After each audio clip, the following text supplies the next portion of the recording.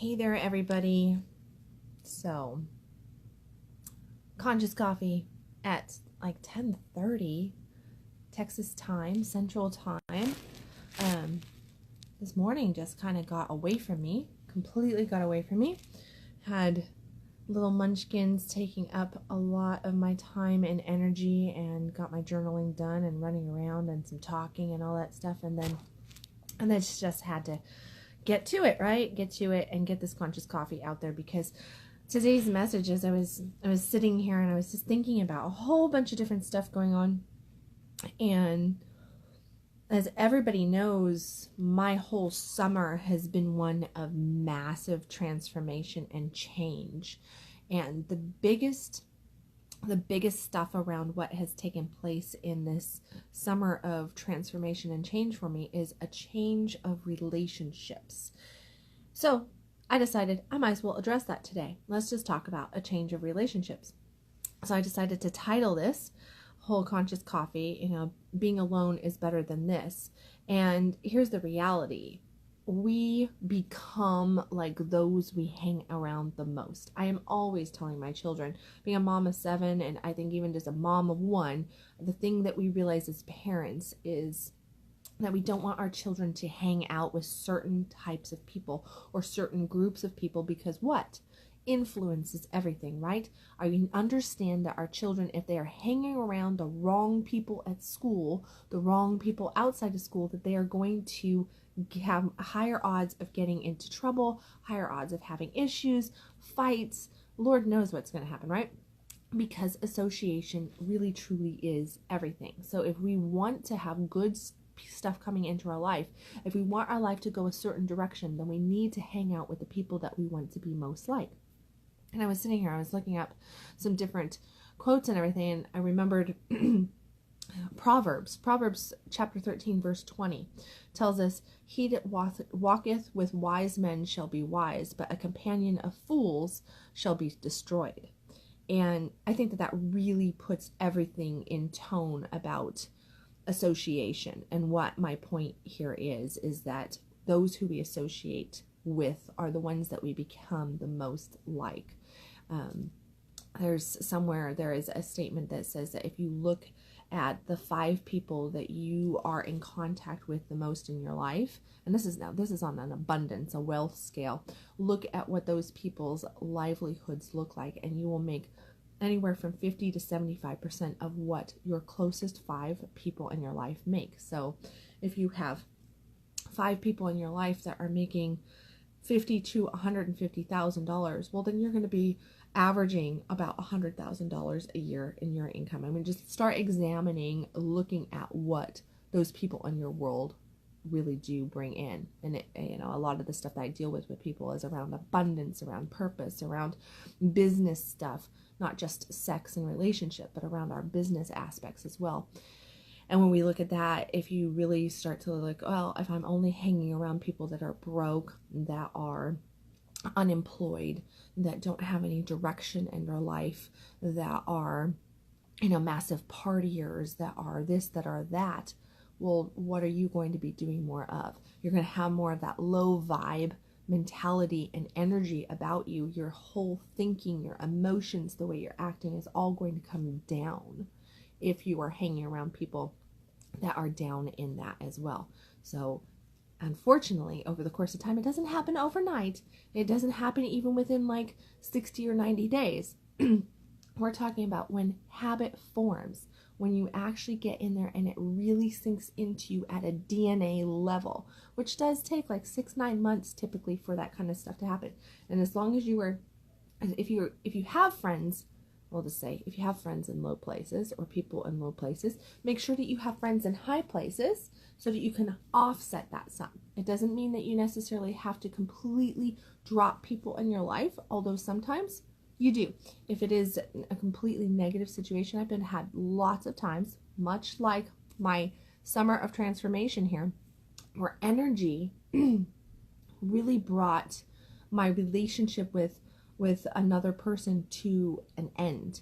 And it's such a drastic vibrational change that the poles just broke they switched, they broke, whatever you want to say. So we had to separate from each other. In that essence, I've watched my life in so many ways, even though there's lots of struggle and turbulence going on in my world from the resettling of things.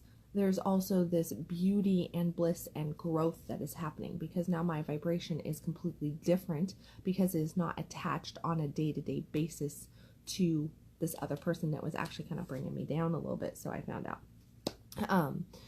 So really looking at, who are the people that you associate with the most? Who are they? What are they offering? How are they influencing you? And sometimes the choice is that you have to completely get rid of people in your life if they are that low of a vibration, and it's really just causing your energy to fragment in different ways. I really think that we see this a lot in our intimate relationships. It's one of the main reasons why I believe that people break up, actually, is because vibrations change, and one person will grow and the other person will remain stagnant or actually drop. And when that happens, it's only a matter of time. It really is just a matter of how stubborn the two people are until the time is that they will break apart. Because when those vibrations, those frequencies that we're vibrating at become so drastically different, polar opposites, you can no longer stay together unless you want to live in a completely toxic situation. And if you're in a toxic situation, trying to realize that it's kind of lights flashing at you to tell you, hey, this is toxic, because the frequency is so drastically different that you're being pulled apart, pushed apart. So it's time to make a decision. Do you want to drop your frequency down to try to meet where that other person is at? Do you want to lower your light? Do you want to bring yourself down to keep the relationship? Does the other person want to work at the relationship, work at themselves, and bring their frequency up to meet you, and maybe you drop down so that you kind of come together in some fashion? So that would be like a compromise. Or is there absolutely no possibility, you have no desire to bring yourself down, or the other person has no desire to bring themselves up, and do you need to just separate? Do you just need to separate? Where's the quote? Hold on. I had a quote. It's another biblical quote. I'm looking through these little notes over here. Ecclesiastes, chapter 4. Two can accomplish more than twice as much as one, for the results can be much better. If one falls, the other pulls him up. But if a man falls when he is alone, he's in trouble. Funny enough, though, it's still better to be alone than to be in a toxic relationship. So the two, if you want that to come into play, what Ecclesiastes is talking about is that that's two people of the same vibration, of the same frequency or similar frequencies coming together, which then makes everything expand. And when we look at partnership of any kind, but especially in intimate fashion, partnership in that way, if you and your partner, your spouse, your lover, your boyfriend, your girlfriend, your mate, whatever the heck you got going on there, if you guys are in similar frequencies, similar vibrations, which means it's not toxic, then you can go ahead and move forward. So then you can apply, like, Tantra talks a lot about sex magic and everything. Well, that stuff only really truly works if you have two people coming together in similar frequency, in similar vibration. Then you can manifest the shit out of stuff and really blow it up in a good way. If you're coming together and one frequency is high and one frequency is low, now it's just going to be this friction-based and disconnect and fragmented relationship, sexual, emotional, physical, mental. None of it's really going to ever connect because you're vibrating at two completely different levels. This happens also in friendships. It happens in relationship with our children. It happens in relationship with our siblings. It happens in relationship with our colleagues, even with our workplaces. You might notice, like, oh man, you're really excited about that job that you just got, right? Everything's amazing. And then you get 2 years in and it's like the whole environment changes on you. You're like, what the heck is going on? You'd be like, oh, well, it's under new management, under new this, under new that. It's a frequency change that is taking place. And if you're not in alignment to that frequency, then there's going to be friction and resistance there, which is going to cause a toxic sensation to the environment. And that environment doesn't much matter if it's your workplace, your home place, or anything else.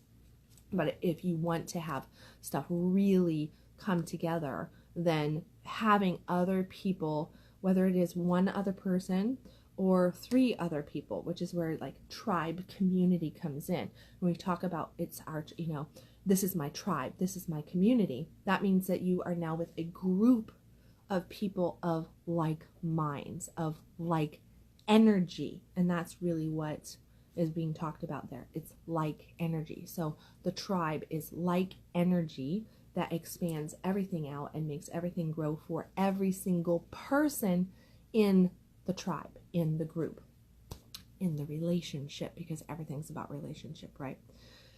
If you don't have that tribe, if you don't have those relationships that you're resonating with, that you're in alignment to, that was blossoming and pulling you up and you're pulling them up, then if you only have lower grade things and it's all just toxic around you, in that case, and I have been there so many times in my life where alone was better than to be in a toxic relationship, no matter what that looked like, because that toxic relationship will absolutely destroy you. So if you allow yourself to get into those toxic relationships and you're like, well, I don't want to give up the relationship because then I'll have nothing.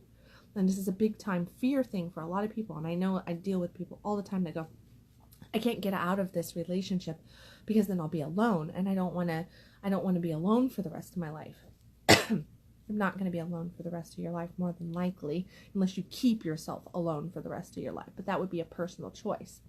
What you do need to realize is that if you are in that toxic relationship and you're making the choice to remain in a toxic relationship, then you need to kind of eliminate the thoughts of ever having any of that bliss, that joy, that fuck yes life that you might want, because the toxic relationship's not going to permit you to have that. What it's going to do is it's going to destroy it, because toxic is just that. It is a dis-ease of the relationship, a dis-ease of your energetic flow. That's what toxic is. It destroys, it's poison, it's nasty, all that stuff. And it will prevent you from experiencing joy, experiencing bliss. If you're not experiencing joy and bliss in your relationship, then you have to look at what those toxic components might be. How are they festering up? Where are those wounds at? And really think of it like festering wounds, because that's what it is. There's festering wounds in relationship. It could be a relationship with self. It can be a relationship with God. It can be a relationship with a lover or with a friend or family or colleagues. Look for those festering wounds and see if you can either cleanse them, purify them, right? So that means work on that vibrational change, or do you need to actually separate it? Well, obviously we're not going to separate the relationship with self or with God. We can try, but it's not going to work. Can't escape those two. But other relationships that might be pulling down your relationship with God or with self, you may have to actually look at and say, all right, this is really not in my favor. This is not serving me anymore. And if you are scared to break off a relationship, then just ask yourself, how is this relationship serving me? How is this experience serving me anymore? If you come up with, yeah, it's not serving me at all, it's definitely time to release that toxic relationship and open yourself up, clear out that space. Because as long as you keep that space filled with something toxic, you're not opening up space for something beautiful to come in. Yeah. I don't know. I think that's about it. I think that's really about it. I think I got my like, woo, I got it out there, right? Is there anything else I need to point out? Nope. Except, the thing that you might want to look at also, that I'm always reminded about, because there's so many people in our world that go, well, I just want to fit in. I just want to, be part of the group. I just want to be this, just be that. And realize that to average and ordinary people, that average and ordinary, anything else that average and ordinary is also kind of, average is considered kind of outstanding. It's considered, woo, that's wonderful. But you have to be careful because there's negative thinking. The average and ordinary person out there is going to be a negative thinking expert. And if you're around a lot of negative thinking experts, you could say, and they're always feeding you the negative expertise that they have, then they're going to be feeding you with doubt, with fear, with ego, with anger, with, bitterness, with all this low grade energy. And if you're always getting that low grade energy, then how are you ever going to feel good, right? If you're not, and that's what it's about. If you want to experience bliss, if you want to experience joy, you want to experience a fuck yes life, then you have to feel good. It is no more difficult than that. It is as simple as that. Feel good now, in this moment, consistently feeling good. How do you consistently feel good? Watch who you are associating with is one of the biggest tickets to a life of abundance, a life of bliss, a life of joy, a life of manifesting the stuff that you really want to have happen in your world, in all areas of life, So, all right, now I'm done. Okay.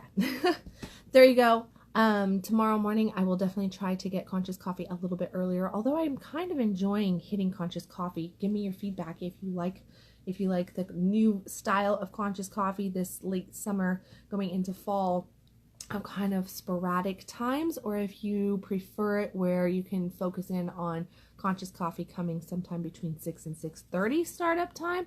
If that was good, if 8 a.m. might be my new start time where I can get consistent on that, or I can continue more of this like sporadic sometime before 11 o'clock, we'll call it Conscious Coffee, where it's a little bit more hitting all different time frames, just when I can get to it first thing in the morning sometime.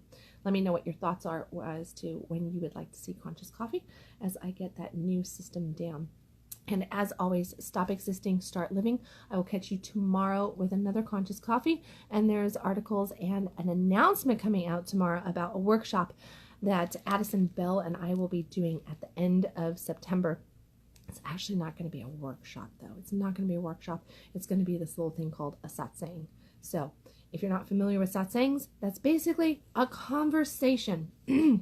But conversation could be a workshop teaching on something. And I hear through the grapevine that we might be offering wine and conversation locally in Plano at a satsang, topic to be announced tomorrow on a Facebook Live, probably from both of us, Miss Addison Bell and I. So look for it to come out with dates, details, write-up, and all that good stuff either later today, but for sure, big announcement tomorrow for September's satsang.